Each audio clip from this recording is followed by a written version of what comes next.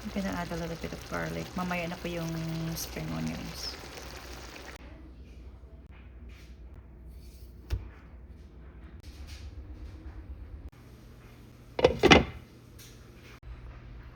I'm gonna add some garlic. This is onions. And a little bit of soy sauce again for our humba, guys. Lutuin po natin ito hanggang sa lumambot. Siguro mga 45 minutes maximum, guys. Ito po yung humba bisaya. Sarap nito sa kanin. Ilagyan ko lang siya ng dahong laurel. Tapos ay kulang. Ang bango na po. Hintay ng seasonings. Pwede kayo maglagay ng buo na paminta, pero sa akin ayaw ng mga bata eh. So let's gonna simmer this for 45 minutes and magluto tayo ng kanin. This is after 40 minutes. Okay na siya. Pero I'm gonna sit this time maybe 10 minutes. Gusto ko yung malambot na humba, guys. Pero itong klaseng ganito, it's good already. Masarap na rin to. Pero mas gusto ko talaga sa humba yung nanonood yung mantika at saka yung soy sauce.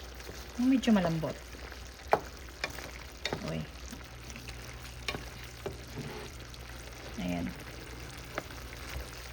Minsanan lang to ha. Once in 2 to 3 months. Sa cravings na to, guys. I'm gonna add a little bit of garlic. Mamaya na po yung spring onions. Sakto na to, guys. Sakto na.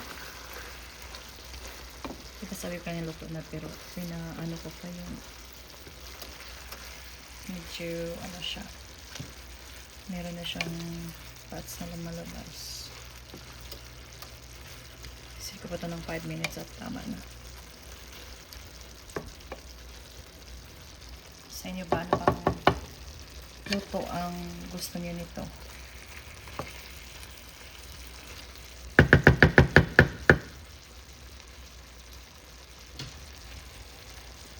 Ganyan lang siya.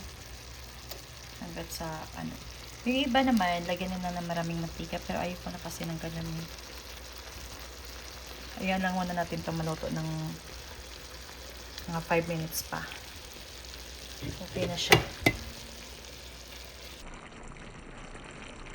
Ayan. Napulo na sa sarap to.